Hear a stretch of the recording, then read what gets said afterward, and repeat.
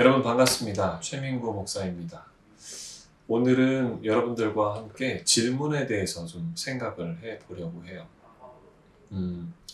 어떤 질문을 하는 것이 우리에게 유익할까 하는 건데, 성경에 보면 예수님과 그 율법사들 사이에 또 제자들 사이에 질문들이 여러 오고 간 그런 이야기가 나옵니다. 그 중에서도 한 율법사가 예수님께 이런 질문을 했어요. 누가 내 이웃입니까? 이런 질문을 했어요. 예수님이 그 질문을 듣고는 스토리 하나를 이렇게 얘기한 다음에 그 스토리의 마지막에 이제 그 강도 만나서 고통당하는 사람을 도와준 선한 사마리아 사람 이야기로 이제 마무리가 되는데, 그 이야기를 들려주고는 이렇게 예수님이 질문을 바꿉니다. 누가 그의 이웃이 되겠느냐, 이렇게 바꿔주죠. 그러니까 처음에는 내 이웃이 누굽니까? 이렇게 질문을 했는데, 이제는 그의 이웃이 누구냐, 이렇게 예수님이 질문을 바꿔주셨어요. 질문의 주체를 바꿔준 것이죠. 질문을 이렇게 바꾼다고 하는 그런 개념을 우리가 좀 생각을 하면서 이 이야기를 좀 들어보면 좋겠습니다. 우리가 질문을 참 많이 할 수 있죠. 아침에 일어나서 뭘 먹을까? 또 오늘은 뭘 입을까? 이런 질문을 하면서 하루를 시작할 수 있습니다. 그 앤서니 라빈스라는 사람은 이제 내 안에 잠든 거인을 깨워라, 이 책에서 질문이 우리 인생에 굉장히 중요하다, 이런 얘기를 했어요. 뭐 이제 질문들을 여러 가지 해볼 수 있겠지만, 우리는 보통 그런 질문을 할 수 있습니다. 왜 나한테 이런 일이 일어나지? 난 이런 일을 왜 내가 해야만 하는 거야? 뭐 이런 질문들. 그렇게 질문을 할 수 있지만, 질문을 좀 바꿔서 이런 질문을 해볼 수 있죠. 그래도 내가 여기서 할 수 있는 일이 뭘까? 또 이렇게 하면 어떻게 좋은 열매를, 좋은 성과를 거둘 수 있을까? 또 어떻게 하면 우리의 관계를 더 풍요롭고 사랑스러운 관계로 만들 수 있을까? 질문을 다르게 하면 답을 다르게 도출해낼 수 있기 때문에 삶이 달라질 수 있는 그런 여지가 생긴다고 하는 겁니다. 그래서 앤서니 라빈스도 그런 말을 했어요.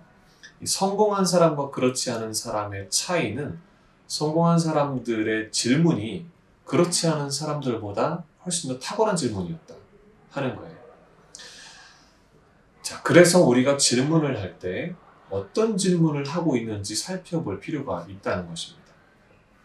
한 사람의 예를 조금 들고 싶은데, 한국 사람 중에 아직도 젊은 사람이라고 할 수 있는 그 닷 대표, 어떤 소셜 벤처 닷이라고 하기도 하고 주식회사 닷이라고도 하는데, 그 닷의 대표인 김주윤 대표가 있습니다.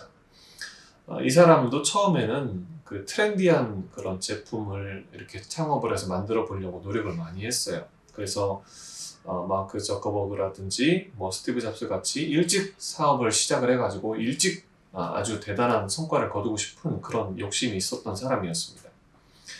세 번의 창업을 하면서 실패를 이제 맛보고 우버 포 트럭이라든지 이런 것들을 좀 해보기도 했는데 실패를 맛보고, 어느 날 어머니가 갑상선에 이제 걸리는 일이 그런 상황이 발생을 하면서 어머니를 위해서 병원을 찾고 또 의사를 찾고 좋은 병원, 좋은 의사를 찾는 데만 집중하고 있는 자기 자신을 보면서 내가 어머니의 마음은 지금 공감을 못하고 있구나, 어머니 아픈 마음을 이해하지 못하고 있구나 하는 생각에 자기 스스로가 굉장히 괴물같이 느껴졌다고 고백을 합니다. 그리고 나서 이제 미국에서 마음고생을 많이 하다가 이제 미국 교회에 가게 됐는데, 거기서 교회 커뮤니티 이제 만나는 사람들을 만나서 교제하고 그렇게 했는데, 한 시각 장애인을 만나요. 그 시각 장애인이 성경을 이렇게 책을 보고 있는데, 그 책이 굉장히 크고 또 성경이 얼마나 우리 같으면 보통 한 권의 책인데 이 시각장애인에게는 그 성경이 22권이나 된다는 것을 알게 됐어요. 굉장히 크기도 크고 그리고 분량도 많고, 그래서 충격을 받고는 내가 도와줄 수 있는 일이 있을까? 이런 생각을 하게 돼요. 책이 크니까 비싸기도 비싸고, 또 심지어는 지금 갈수록 점자를 가르치는 선생님들조차 줄어들기 때문에 이 시각장애인들이 글을 읽는 것을 포기하는 그런 사람들이 점점 늘어나고 있다는 겁니다. 또 조금 더 알아보니까 아이패드 같은 그 디바이스가, 점자 디바이스가 있는 줄 알았는데 있기는 한데 상용화되지 못하고 가격이 너무 비싸서 700만 원에서 1,500만 원 뭐 이렇게 되니까 사람들이 사서 쓸 수가 없는 그런 지경이라고 하는 겁니다.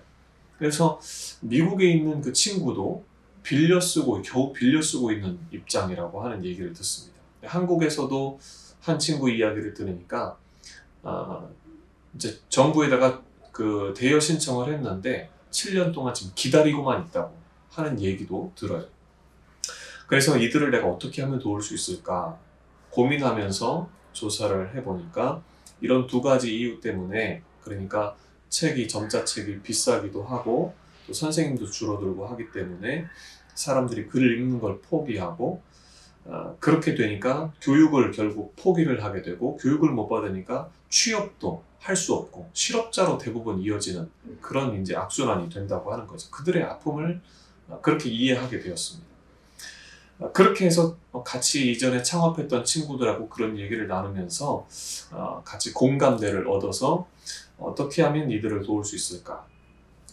저렴한 가격에 스마트하게 점자를 배우고 사용할 수 있는 기계를 만들어 보자. 그렇게 해서 의기투합을 해서 1년간 테스트 고객조사 또 1,000명 가까이 그렇게 고객들을 만나면서 닷워치라고 하는 것을 만들었습니다.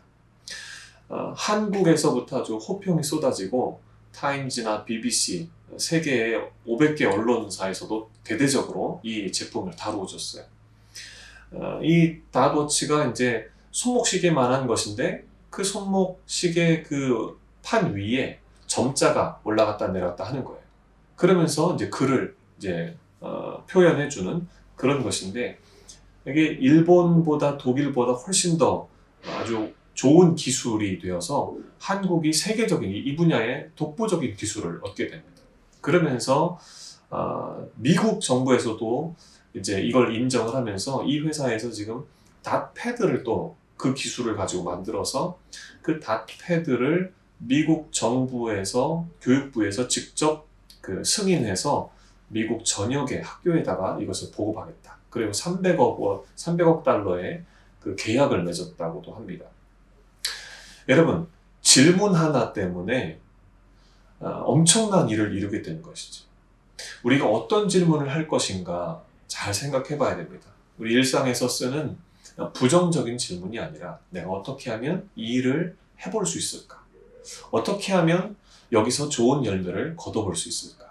긍정적인 질문을 통해서 또 누군가 내가 도와줄 수 있는 사람, 이 사람을 내가 어떻게 도울 수 있어? 이런 질문들을 통해서 우리의 삶이 굉장히 많이 달라질 수 있다는 것을 가르쳐주는 이야기입니다. 여러분 일상 속에 살면서 어떤 질문을 내가 습관적으로 하고 있는지 한번 살펴보세요. 그리고 한번 적어보시기 바랍니다. 그리고 이 질문을 나는 어떻게 바꾸면 좋을까? 그래서 질문을 바꿔서 한번 정리를 해보시고 그런 질문들을 내 입에 또 내 머릿속에 계속 각인시키고 또 집어넣고 그리고 내가 내뱉으면서 좋은 질문들을 할 수 있는 그런 습관을 여러분들이 한번 만들어 가보면 참 좋겠습니다. 기도하겠습니다. 하나님 아버지 감사합니다. 우리 동서대 학생들이 인생을 살아가면서 어떤 질문을 하고 있는지요. 긍정적인 질문인지 돌아보게 하시고 그런 질문들을 통해서 자기 스스로 자기 삶을 반추해보며 성장시킬 수 있는 그런 질문들을 해보는 우리 학생들이 되기를 원합니다. 그래서 우리 김주윤 대표처럼 어떻게 하면 도울 수 있을까? 어떻게 하면 여기서 더 좋은 열매를 맺어볼 수 있을까? 이런 질문들을 하면서 자기 삶을 풍요롭고 아름답게 가꿔가는 우리 학생들이 다 되도록 축복하여 주시옵소서. 감사드리며 예수님의 이름으로 기도하옵나이다. 아멘.